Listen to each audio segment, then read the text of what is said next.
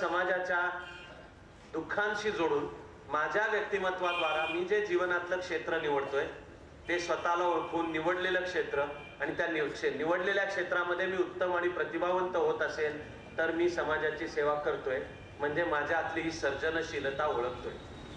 तर मला आठवत राहतंय लोकमान्य टिळकांनी 8 एप्रिल 1911 स्वतःच्या मुलांना पाठवलेले एक पत्र मंडालेच्या तुरुंगातून.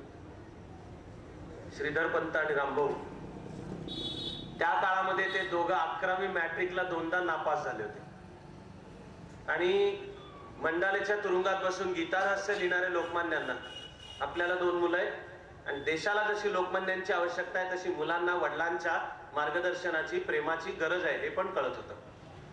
तर तिथून त्यांनी 8 एप्रिल 1911 पाठवलेलं पत्र आणि नंतर प्रत्यक्ष सिंहगडावर पण हा प्रसंग घडला जो ज्यांनी पाहिला त्यांनी नोंदवून ठेवलाय. अशामधून मिळून हा आपल्यासमोर प्रसंग येतो. पत्राचा पहिला परिच्छेद फॉर्मल आहे, औपचारिक आहे. चिरंजीव श्रीधरपंत रामभाऊ यास, तुझं हे मॅट्रिकचं वर्ष आहे, आधीच 2दा नापास झाल्यात, मॅट्रिकच्या मार्कावर तुझं भवितव्य ठरणार हे लक्षात ठेव.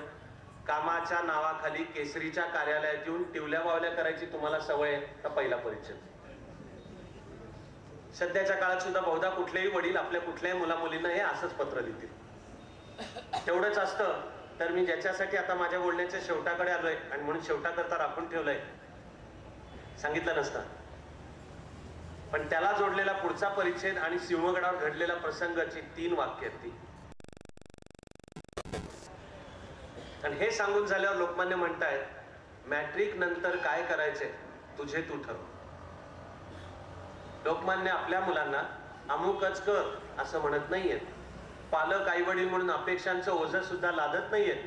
आम्हाला किती कष्टातनं वर यायला लागलं, तुम्हाला लेखो बसल्या जागी मिळतं ना सगळं म्हणून तुम्हाला मोल नाहीये, हे सगळे सलीम जावेद डायलॉग सगळ्याच घरांमधले आहेत ना. ते लोकमान्य ऐकवत नाहीयेत. प्राप्तेतु 16 वर्षे पुत्रम मित्रम समाचरेत. मुलगा मुलगी 16 वर्षाचा झाला की आपला मित्र आहे, बरोबरीचा आहे, निर्णय सर्व त्याला विचारात घेऊन करायचे. तर लोकमान्य आपल्या मुलांना सांगतायत मॅट्रिक नंतर काय करायचे तुझे तू ठरव. चांभार व्हायचं असेल तर चांभार हो. 8 एप्रिल 1911 परत सांगतोय.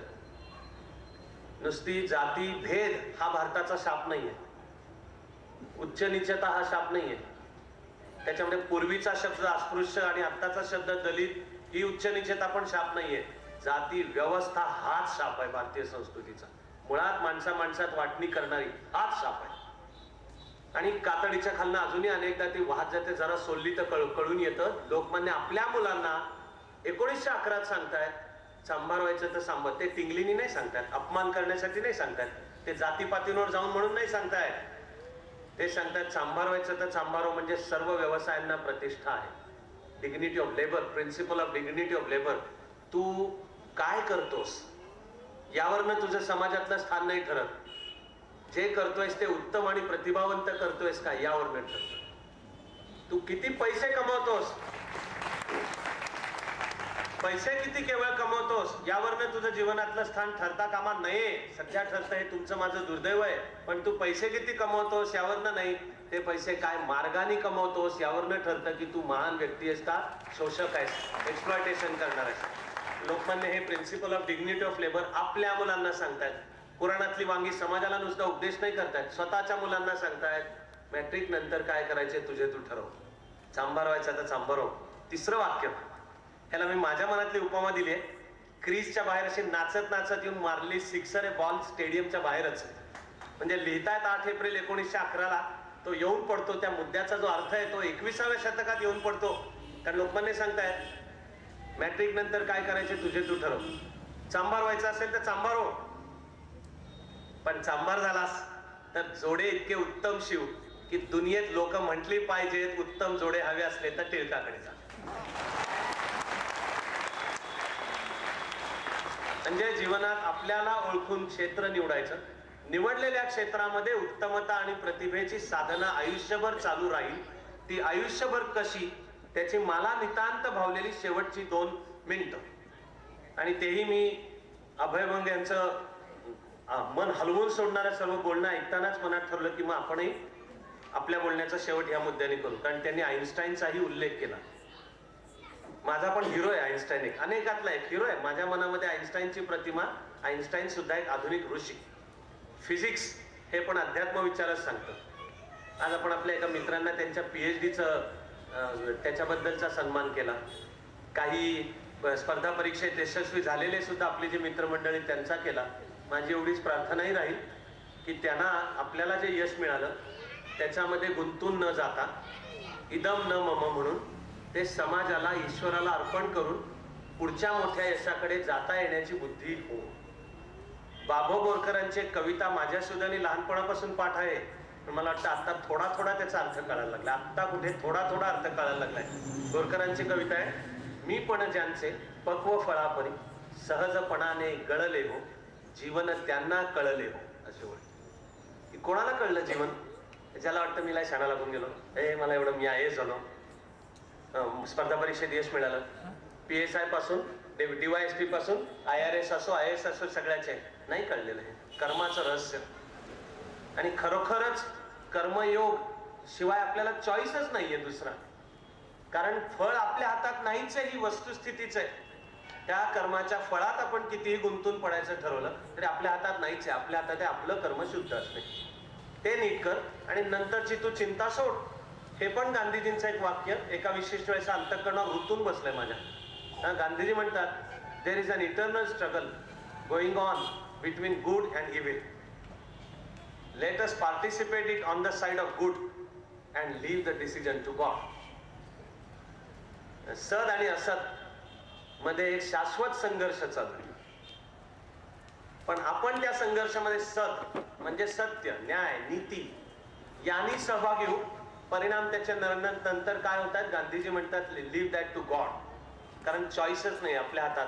आपलं कर्म शुद्ध असणे, आपलं कर्म उत्तम असणे, त्या कर्मामागचे आपले हेतू पण शुद्ध असणे, एवढाच आपल्या हातातला चॉईस आहे. तर हा आईन्स्टाईन सुद्धा मग असा मला जाणवलेला ऋषीच. आणि विज्ञानाच्या त्या सत्याकडे, विश्वाच्या सर्व एकात्मतेच्या कडे आता फिजिक्स पण बोट दाखवतं. त्याला लहानपणी निर्बुद्ध समजले गेले, त्याला शाळेतनं काढून टाकायच्या वेळा आल्या होत्या. त्याला जर्मनी मधल्या फिजिक्सच्या कॉलेजमध्ये प्रवेश मिळाला नव्हता, कारण तुला काय कळणार नाही म्हणून ज्या दुय्यम कॉलेजात प्रवेश मिळाला त्या कॉलेजमधला सुद्धा फिजिक्सचा प्राध्यापक आईन्स्टाईनला म्हणालेला आहे, you are good for nothing and at the end of your life you will have achieved nothing. या प्राध्यापकाचं नाव हर्मान मिन्कोवस्की. आईन्स्टाईनला नोबेल मिळालं. ते नोबेल पुरस्कार अर्पण करतानाचं जे मानपत्र आहे त्याचं पण ड्राफ्टिंग याच प्राध्यापक हर्मान मिन्कोवस्कीचं आहे. त्यांनी आईन्स्टाईनला कॉलेजात सांगितलं, you are good for nothing and at the end of your life you will have achieved nothing. त्यांनीच लिहिलं. आणि ही गोष्ट मिन्कोवस्कीने स्वतःच सांगितली की आज मला अभिमान आहे की मी हारलो, आणि मी ज्याला सांगितलं होतं असं असं तो आज कुठल्या कुठे पोचलेला आहे. ही आनंदाची गोष्ट आहे. आईन्स्टाईन बद्दल मला विलक्षण प्रेम असण्याचं अनेकातलं एक पण फार मोठं कारण, तो सुद्धा गांधीजींचा भक्त होता. मी माझं हे वर्णन करतो. भक्त भक्त अभ्यास करायचाच आहे. वर्तमान काळात ते समजावून घ्यायचं, पण जेवढा अभ्यास करतो तेवढी गांधीजींचं डायग्नॉसिस, त्यांची सखोलता समजत जाते. मी गांधीजींचा भक्त आहे. आईन्स्टाईन भक्त होता. आणि एका ओळीमध्ये आईन्स्टाईननी गांधीजींचं वर्णन करून ठेवलेलं आहे. इतकी सर्वोत्कृष्ट ओळख करेक्ट गांधीजी काय सांगणारी दुसरी सापडणार नाही. ऑफकोर्स याच्यापेक्षा आणखी एक उत्तम सापडेल, ती मग गांधीजींवरचे बाबा आमटेंची कविता. गांधी एक युगाचा चेहरा, ज्याच्या नजरेला तो आवरत असलेल्या शतकाची हिंस्त्र स्वप्न कैद करू शकली नाही.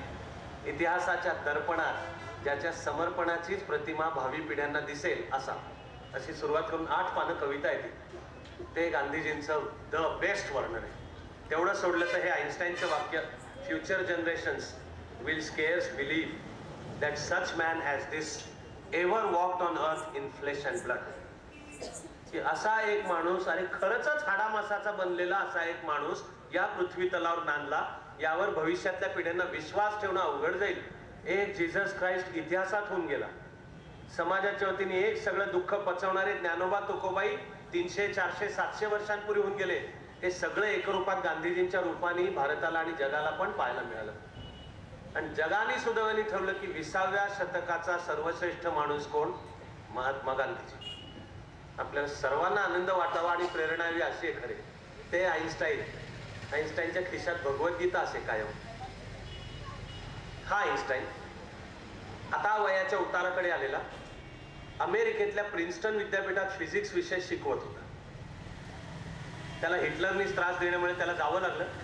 अमेरिकेत गेला आणि त्यावेळेचा अमेरिकेचा राष्ट्राध्यक्ष फ्रँकलिन डी रुझवेल्ट यालाच त्यांनी सुचवलं म्हणून आईन्स्टाईनच्याच सांगण्यावरनं रुझवेल्टनी प्रिन्स्टन विद्यापीठाची स्थापना केली. ते पण एक तीर्थक्षेत्र. एक दिवशी आईन्स्टाईन त्याचे तास संपवून बस स्टॉपवर उभा होता. आता असं वयाच्या उताराकडे लागलेला. आईन्स्टाईनचं बाह्यता रूप अत्यंत बावळट असायचं. म्हणजे कसं आधी उगाच काहीतरी फार पॉलिश, फार हे साधी राणी. पॅन्टीला कधी इस्त्री नसायची, शर्टला इस्त्री नसायची, चुरगाळलेले असायचे. कधी कधी शर्टचं वरचं बटन खाली, खालचं वर. शूज अनेकदा दोन पायात दोन वेगळ्या रंगाचे असायचे आणि दोन वेगळ्या रंगाचे सॉक्स असायचे. त्याने असे केस वाढवलेले होते, पण केसातून कंगवा फिरवायला त्याला बंदी होती. त्याला मला वाटतं जिनी वाढवलं त्या लहानपणी बहिणीने दम दिला होता आईन्स्टाईनला की तू केसातला कंगवा तर फिरव, कलम 144 लागू करीन. त्यामुळे आईन्स्टाईनचं भान पाडलं म्हणजे फक्त असं केसातनं हात फिरवायचे की भान पाडणे. आता पांढरे शुभ्र केस झालेले होते, असे मानेवर उडत होते. टीव्ही आलेला होता पण अजून फार पॉप्युलर नव्हता. त्यामुळे अल्बर्ट आईन्स्टाईन नाव विख्यात होतं, पण तो दिसतो कसा आननी माहिती नव्हतं कोणाला. तो आईन्स्टाईन एका संध्याकाळी प्रिन्स्टन विद्यापीठाच्या मुख्य दरवाजाच्या समोरच्या बस स्टॉपवर उभा होता. त्याच्या शेजारी एक तरुण मुलगा येऊन उभा राहिला. टिपिकल अमेरिकन, सणसणीत असा उंच, तगडा, दणकट, मस्त व्यायाम करून कमावलेलं शरीर कळत होतं. असे मेगा स्लीव्स आणि हातामध्ये पुस्तकांचा ढिगारा होता. माणसाची सहज उत्सुकता असते. आईन्स्टाईनने असं वाकून पाहिलं. सगळी पुस्तकं फिजिक्सची होती. तर आईन्स्टाईनने विचारलं, young man, who are you? हे तरुण पोरा कोण आहेस तू? त्याने असं छाती काढून उत्तर दिलं, I am a doctor of physics. And old man, may I ask you who are you? त्याच्या शेजारी फिजिक्सचा देव उभा आहे, पण माहिती नाही ना. कारण चित्र किंवा हे फार असं प्रसिद्ध होतं. टीव्ही आणि सेलिब्रिटी कल्चर अजून आलेली नव्हती. तेव्हा आईन्स्टाईन विचारतोय, young man, who are you? हा छाती काढून उत्तर देतो, I am a doctor of physics. And old man, may I ask you who are you? Einstein म्हणाला, I am a student of physics.